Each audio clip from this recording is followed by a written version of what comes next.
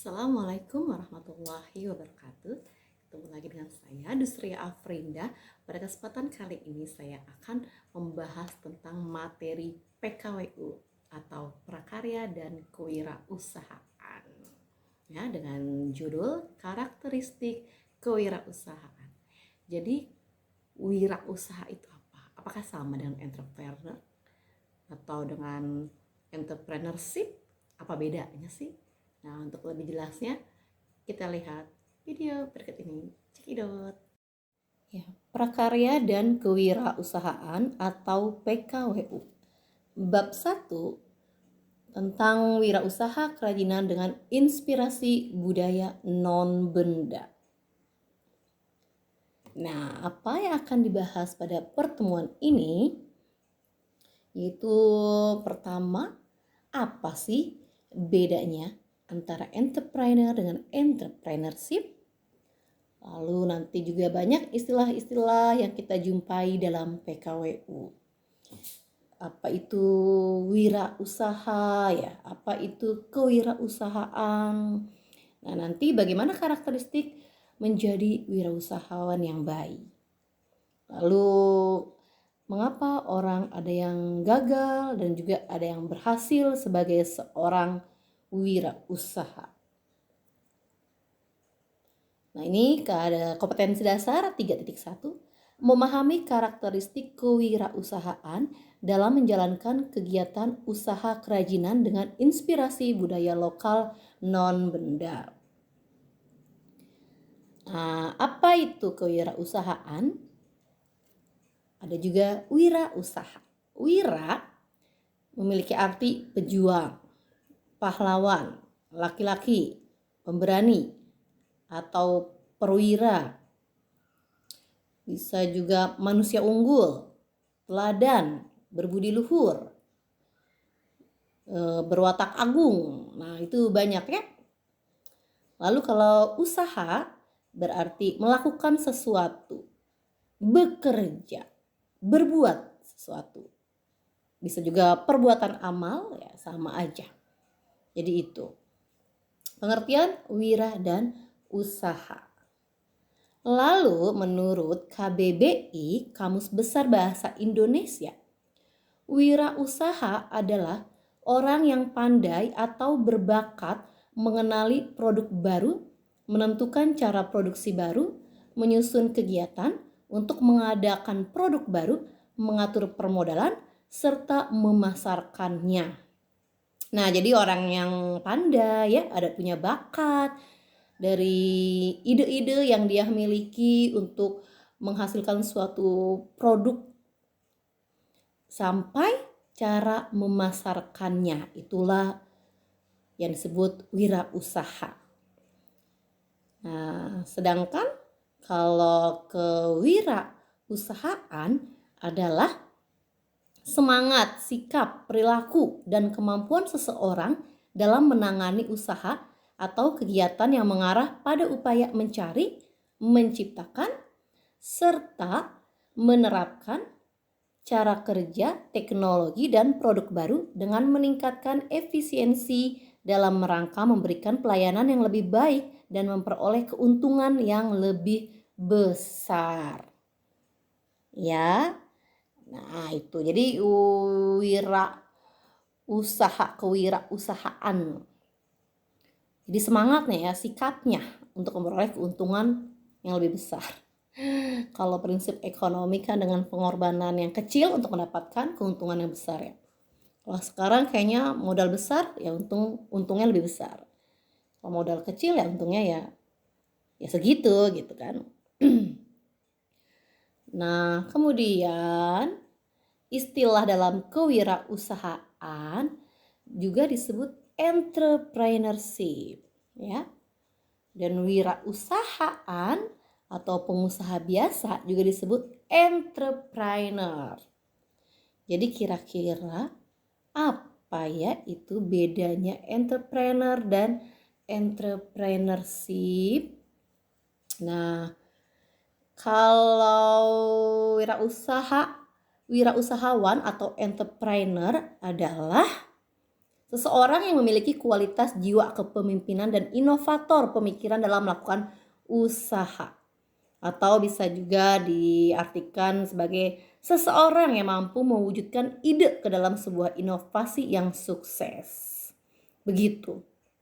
Sedangkan kalau kewirausahaan atau entrepreneurship yaitu sesuai dengan lampiran keputusan Menteri Koperasi dan Pembinaan Pengusaha Kecil nomor 961 garis miring Cap garis miring M garis miring 11 garis miring 1995 adalah semangat, sikap, perilaku, dan kemampuan seseorang dalam menangani usaha atau kegiatan yang mengarah pada upaya mencari, menciptakan, serta menerapkan cara kerja, teknologi, dan produk baru dengan meningkatkan efisiensi dalam rangka memberikan pelayanan yang lebih baik atau memperoleh keuntungan yang lebih besar.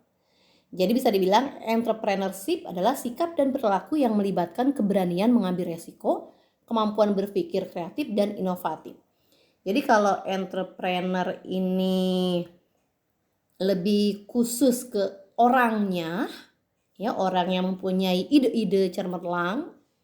Sedangkan kalau entrepreneurship sikapnya atau perilakunya, ya perilaku dia untuk mewujudkan ide-ide yang ada dalam benaknya tadi.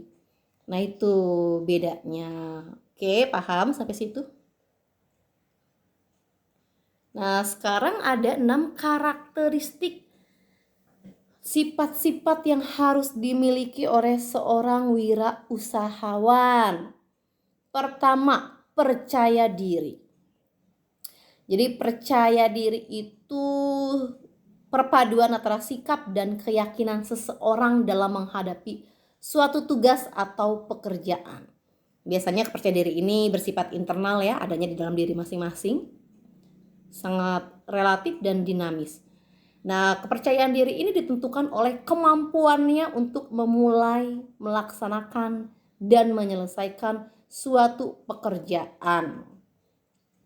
Kalau orang mau jadi pengusaha nggak percaya diri, waduh nanti gagal nih. Waduh bisa nggak ya? Nah itu berarti udah nggak punya jiwa wirausaha itu, makanya takut ya, nggak yakin. Kalau kitanya nggak percaya diri, gimana mau meyakinkan anak buah supaya ikut dengan kita, kan seperti itu ya. Nah nanti kepercayaan diri itu kan mempengaruhi gagasannya dia, kreativitasnya dia, keberaniannya dia, ketekunannya dia, semangat kerjanya, seperti itu. Jadi sebenarnya kunci keberhasilan dalam bisnis itu harus memahami dirinya sendiri. Ya, oleh karena itu harus mandiri dan penuh percaya diri. Lalu kedua, orientasi terhadap tugas dan hasil. Kalau orang yang mengutamakan tugas dan hasil, berarti orang yang selalu mengutamakan nilai-nilai berprestasi. Dia ingin berprestasi. Berorientasi pada laba atau keuntungan, ketekunan dan kerja keras. Sama seperti kamu misalnya belajar, kalau berorientasi pada tugas dan hasil, pasti mempunyai motivasi ingin berprestasi di kelas. Gitu, makanya jadinya semangat belajarnya, kerja keras belajarnya. Tapi kalau nggak punya motivasi untuk berprestasi, ya ada tugas serasa terbebani, tidak enjoy, pusing ngerjainnya. Seperti itu. Jadi hampir sama ya, setiap orang harus punya motivasi untuk menjadi orang yang menjadi luar biasa, jangan yang biasa-biasa saja. Seperti itu. Ya. Jadi supaya tugas dan hasilnya itu berhasil dengan baik, ya diperolehnya dengan cara apa? Ya disiplin diri, berpikir kritis, cepat tanggap, bergairah dalam kerja tentunya ya, dan semangat berprestasi. Nah itu harus dimiliki oleh seorang wirausahawan. Lalu ketiga, berani mengambil resiko. Ya, jadi wirausahawan itu adalah orang yang lebih menyukai usaha-usaha yang lebih menantang. untuk mencapai kesuksesan. Nah, jadi kalau ada kegagalan, dia nggak berhenti, tapi coba lagi, berkali-kali nyoba ya. Penemu lampu aja kan ya habis berapa lampu itu. Jadi gagal sekali, 2 kali, 3 kali, seterusnya ya sampai bosan ya. Sampai menemukan suatu inovasi yang baru tentunya. Ya, jadi kalau ada kegagalan anggaplah itu kesuksesan yang tertunda. Jadi harus berani mengambil resiko pahitnya gitu ya. Resikonya nih bangkrut. Nah, itu harus udah siap menerima kebangkrutan. Kayak gitu. Tapi kalau orang yang udah ketakutan bangkrut, takut gagal, takut nggak berhasil, nah berarti lebih baik diurungkan niatnya menjadi wirausahawan. Ya. Lalu yang keempat, kepemimpinan, yaitu sikap yang dimiliki oleh seorang pemimpin, yaitu dia harus punya visi dan misi yang jelas, memiliki integritas, jujur, bisa berkomunikasi dengan baik, ya supaya bisa mengajak orang lain kan. Jadi komunikasinya harus pandai berkomunikasi. Lalu menjadi teladan bagi anak buahnya, ya diteladani. Rendah hati, mau mendengar dari orang lain, dari anak buahnya, kira-kira kekurangannya apa nih, kelebihannya apa nih. Kekurangannya nanti kan bisa diperbaiki, kalau kelebihannya ya dipertahankan. Dan juga bisa memotivasi orang lain untuk melakukan tugasnya. Itu ada anak buah yang loyo, tidak semangat, harus dikasih motivasi. Dan juga berlaku adil, ya harus adil dengan anak buah. Jangan sampai anak buah yang kurang bisa misalnya dianggap apa ya, sebelah mata ya, semena-mena perlakuannya gitu. Tapi kalau anak buah yang cerdas, wow, dipuji-puji ya. Jangan sampai seperti itu. Dia harus berlaku adil. Terutama yang tadi terus jujur ya. Kalau pemimpinnya jujur ya, insya Allah anak buahnya jujur juga. Jadi itu harus menjadi teladan yang baik bagi anak buahnya. Gitu.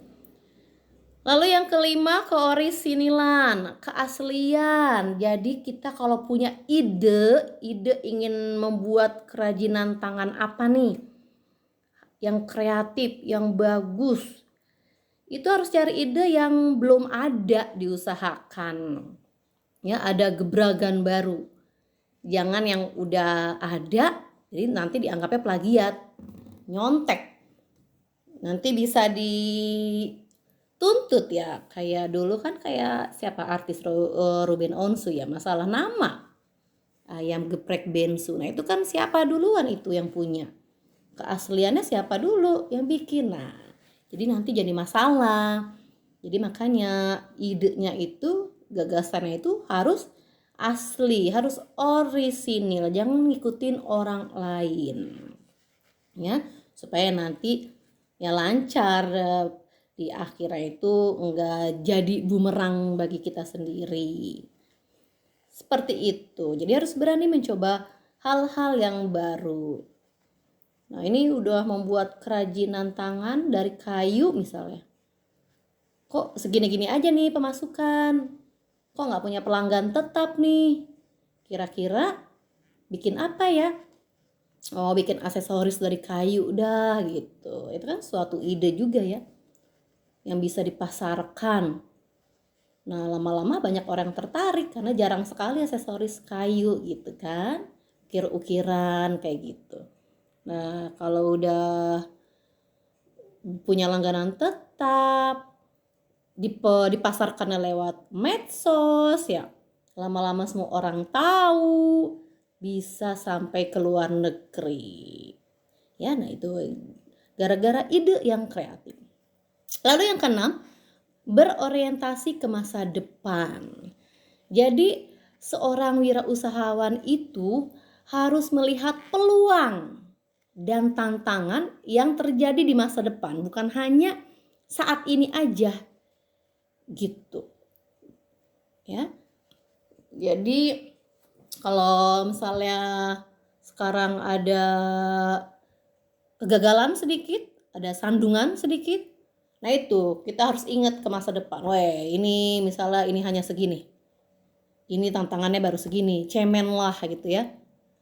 Ingat masa depan, wah, ingat ke anak buah, bagaimana caranya supaya lebih maju lagi. Jadi kita jangan melihatnya ke belakang, karena nggak bakalan maju ya. Jadi lihatlah ke depan, masa depan ya, masa depan yang lebih cerah. Nah seperti itu ya, semoga paham.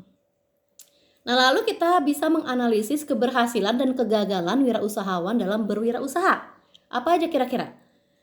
Faktor keberhasilan yang pertama itu faktor manusia. Tentu saja sumber daya manusianya harus yang berkompeten di bidangnya. Sudah tentu itu pasti. Bosnya pinter, anak buahnya juga kompeten, ya pasti akan berhasil ya. Lalu yang kedua faktor keuangan, otomatis ya. Walaupun idenya bagus, punya rencana yang matang, tapi kalau nggak punya duit ya gimana mau jalan tuh usaha. Karena nanti kan ada biaya produksi ya, biaya gaji anak buah kayak gitu kan, karyawannya, biaya listrik, bahan mentah, dan lain-lain, banyak sekali tuh kalau ingin jadi pengusaha. Jadi tentu ada modal yang harus dikeluarkan, seperti yang tadi saya bilang di awal. Pengen buka usaha yang besar ya butuh modal yang besar. Kalau usahanya yang kecil-kecilan ya mungkin butuh modalnya juga kecil. Jadi tergantung. Lalu faktor organisasi. Nah ya, teman-teman yang satu organisasi di bawah bendera siapa nih? Nah itu harus bagus juga manajemennya gitu kan. Jangan sampai di dalam organisasi dia itu ada gap ya, ada yang menipu lah istilahnya, membawa lari uang perusahaan. Nah itu jangan sampai seperti itu ya. Lalu yang keempat faktor mengatur usaha. Tentu sekali harus ada aturan yang jelas, harus ada catatan keuangan ya. Semuanya harus ada, pemasukannya berapa, pengeluarannya berapa, keuntungannya berapa. Nah itu harus pandai mengatur. Lalu faktor pemasaran. Kalau zaman sekarang nih udah canggih, udah zaman digital, pemasarannya lewat medsos, Instagram, Facebook ya. Di dalam artikel-artikel, bisa lewat TikTok sekarang makan ya. Nah itu ya, itu bidang pemasarannya. Kegagalannya ya kebalikannya, tidak kompeten dalam memanajer. Nah itu berarti SDM-nya kurang bagus ya. Jadi kita harus nyari yang kompeten di bidangnya masing-masing. Kurang dapat mengendalikan keuangan. Nah mungkin administrasi keuangannya acak-acakan ya, tidak bisa mengatur. Membeli bahan mentah yang mahal dibeli aja ya, misalnya tidak menawar, tidak tawar menawar. Nah itu wah lama-lama bangkrut lah. Lalu kurang berpengalaman. Nah itu pengalaman penting juga, bisa sharing dengan orang yang lebih berpengalaman ya, dengan teman-teman ya, dengan orang tua, pokoknya orang yang lebih berpengalaman aja kita bisa saling sharing. Kalau kurang pengalaman ya pasti banyak kesulitan yang akan dihadapi. Lalu faktor mengatur usaha. Nah tentu yang tadi saya bilang ya, kalau aturannya jelas, rapi, bagus, pasti berhasil. Tapi kalau ngaturnya nggak ada peraturan yang jelas, acak-acakan, antara pribadi dengan publik sama gitu, campur aduk, nah itu gagal, itu gagal total. Lalu faktor pemasarannya juga bisa. Faktor pemasarannya cuma dari mulut ke mulut doang gitu ya. Tidak memanfaatkan media sosial, masih cara yang lama baik. Nah, itu gimana mau berhasil? Nah, seperti itu kurang lebihnya. Oke, silahkan dipahami, diulang-ulang lagi kalau belum paham videonya. Terima kasih atas perhatian Anda ya. Assalamualaikum warahmatullahi wabarakatuh.